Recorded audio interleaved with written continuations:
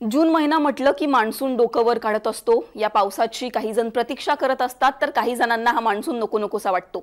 परंतु हे सगळं जरी असलं तरी तुमच्या भागामध्ये कशा प्रकारचा पाऊस असणार आहे, कुठल्या भागामध्ये कशा प्रकारचे अलर्ट जारी करण्यात आलेले आहेत, कुठे कसे अलर्ट आहेत, कुठे रेड अलर्ट आहे, हे सगळं जाणून घेणं महत्त्वाचं आहे। येत्या काही दिवसांमध्ये कुठे कशा प्रकारचे अलर्ट जारी करण्यात आलेले आहेत, हवामानाचा अंदाज पुढच्या काही दिवसांमध्ये कसा असणार आहे, हे सगळं जाणून घेणार आहोत या स्क्रीनच्या माध्यमातून। नमस्कार, मी पूजा, तुम्ही पाहताय मुंबई तक। हवामानाचा अंदाज पुढच्या काही दिवसांमध्ये कसा असणार आहे हे जाणून घेण्याआधी आपण मुंबई हवामान विभागाने काय ट्विट केलेला आहे, हवामानाचा काय अंदाज दिलेला आहे याबद्दल जाणून घेऊयात। मुंबई हवामान विभागाने ट्विट करत असं म्हटलेलं आहे, दक्षिण कोकणातील जिल्ह्यांमध्ये तुरळक ठिकाणी मुसळधार ते अति मुसळधार पाऊस पडण्याची शक्यता आहे, असं ट्विट मुंबई हवामान विभागाने केलेलं आहे।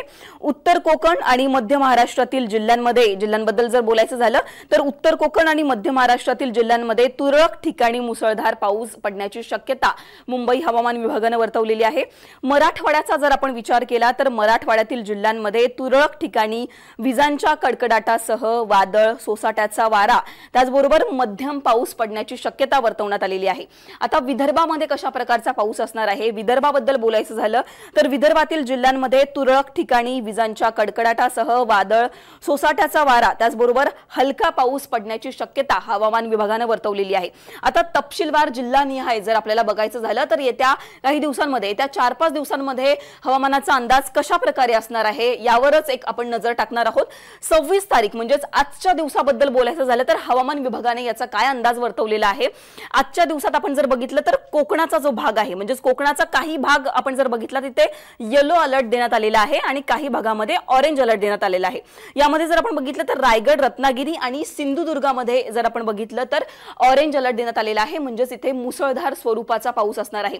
आता येलो अलर्ट कुठे देण्यात आलेला आहे तर पालघर असेल, ठाणे असेल, पुणे, सातारा, कोल्हापूर या जिल्ह्यांमध्ये आपण जर बघितलं तर येलो अलर्ट देण्यात आलेला आहे, म्हणजेच इथे तुरळक स्वरूपाचा पाऊस पडणार असल्याचं हवामान विभागाने सांगितलं आहे।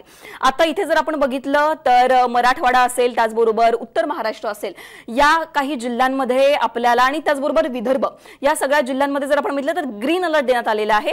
विदर्भातील काही जिल्ह्यांमध्ये म्हणजेच बुलढाणा असेल, अकोला असेल, अमरावती, त्याचबरोबर नागपूर, गडचिरोली, गोंदिया या जिल्ह्यांमध्ये येलो अलर्ट देण्यात आलेला आहे, म्हणजेच इथे तुरळक स्वरूपाचा पाऊस असणार आहे। फक्त जर आपण कोकणाचा काही भाग बघितला तर तिथे ऑरेंज अलर्ट देण्यात आलेला आहे आणि बाकी ठिकाणी येलो आणि ग्रीन अलर्ट आपल्याला 26 तारखेला देण्यात आल्याचं पाहायला मिळतंय।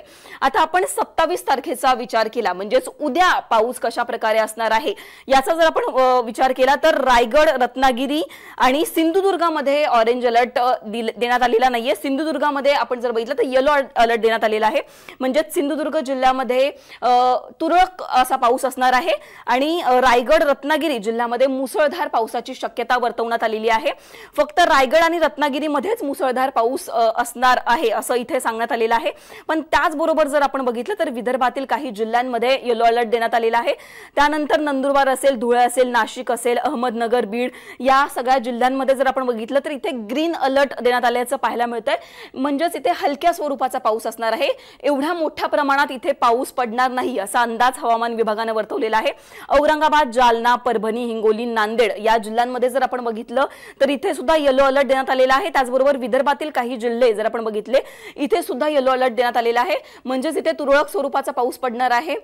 यानंतर जर आपण आता 28 तारखेचा विचार केला, 28 तारखेला कशा प्रकारे पावसाचा अंदाज असणार आहे तर इथे कुठेच ऑरेंज अलर्ट देण्यात आलेला नाहीये, म्हणजेच मुसळधार पाऊस आपण जर बघितलं तर 28 तारखेला पडणार नाही असा अंदाज हवामान विभागाने वर्तवलेला आहे। इथे जर आपण बघितलं तर कोकणाचा हा जो भाग आहे, रायगड असेल, रत्नागिरी असेल, सिंधुदुर्ग असेल, इथे येलो अलर्ट जारी करण्यात आलेला आहे। पण त्याचबरोबर जर आपण बघितलं तर उत्तर महाराष्ट्र, मराठवाड्यामध्ये, त्याचबरोबर पश्चिम महाराष्ट्र इथे सगळीकडे ग्रीन अलर्ट देण्यात आलेला आहे। आता 29 तारखेला कशा प्रकारे पावसाचा अंदाज असणार आहे याबद्दल बोलायचं झालं तर 29 तारखेला सुद्धा ऑरेंज अलर्ट देण्यात आलेला नाहीये, म्हणजे मुसळधार पावसाची शक्यता 29 तारखेला सुद्धा जर आपण बघितलं तर नाहीये।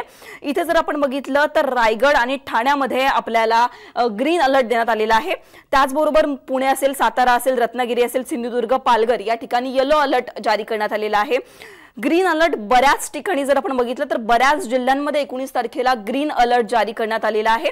म्हणजेच हलक्या पावसाच्या सरी या दिवशी 29 तारखेला बरसणार आहे. विदर्भाचा काही भाग जर आपण बघितला, गोंदिया असेल, भंडारा असेल, चंद्रपूर असेल, गडचिरोली असेल, इथे सुद्धा येलो अलर्ट जारी करण्यात आलेला आहे. म्हणजेच तुरळक पाऊस या ठिकाणी पडणार आहे. यानंतर 30 तारखेचा जर आपण अंदाज बघितला तर 30 तारखेला कशा प्रकारे पाऊस असणार आहे. 30 तारखेला सुद्धा कुठेच ऑरेंज अलर्ट जारी करण्यात आलेला नाहीये. आणि जर आपण बघितलं तर रायगड, पुणे, सातारा, रत्नागिरी, सिंधुदुर्ग अशा काही ठिकाणी आपल्याला येलो अलर्ट जारी करण्यात आल्याचं दिसतंय. विदर्भातील काही जिल्ह्यांमध्ये म्हणजे चंद्रपूर असेल, गडचिरोली असेल, गोंदिया, भंडारा या ठिकाणी येलो अलर्ट जारी करण्यात आलेला आहे. मध्ये जर आपण बघितलं म्हणजेच विदर्भाचा अर्धा भाग असेल, उत्तर महाराष्ट्र, पश्चिम महाराष्ट्र, मराठवाडा या सगळ्या भागामध्ये आपल्याला ग्रीन अलर्ट जारी करण्यात आल्याचं पाहायला मिळतंय. म्हणजेच इथे हलक्या पावसाच्या सरी बरसणार आहेत. आपण जर बघितलं तर या 4-5 दिवसाचा आपण अंदाज बघितला तर आपल्याला फक्त कोकणाचा हा जो भाग आहे इथे सुरुवातीच्या काही दिवसांमध्ये आपल्याला ऑरेंज अलर्ट हवामान विभागाने जारी केल्याचं पाहायला मिळालं. पण आपण जर बघितलं तर मराठवाडा आणि त्याचबरोबर पश्चिम महाराष्ट्र, उत्तर महाराष्ट्र इथे मोठ्या प्रमाणात ग्रीन अलर्ट असल्याचं आपल्याला पाहायला मिळालं. इथे जास्त पावसाचा धोका नाहीये असंच आपल्याला पाहायला मिळालं. विदर्भामध्ये काही ठिकाणी आपल्याला येलो अलर्ट दिसला तर काही ठिकाणी ग्रीन अलर्ट असल्याचं पाहायला मिळालं. तर हा होता पावसाचा काही दिवसांमध्ये पाऊस कसा असणार आहे, कसा बरसणार आहे, हा होता हा पावसाचा अंदाज. तुम्हाला याबद्दल काय वाटतं? येत्या काही दिवसांमध्ये पाऊस कशा प्रकारे असणार आहे हे स्क्रीनच्या माध्यमातून आम्ही तुम्हाला दाखवण्याचा प्रयत्न केला. तुमचं यावर काय मत आहे आम्हाला कमेंट सेक्शनमध्ये कळवा. हा व्हिडिओ तुम्हाला आवडला असेल तर याला लाईक करा, शेअर करा आणि मुंबई तकला तुम्ही जर सबस्क्राइब केलं नसेल तर सबस्क्राइब करा. धन्यवाद.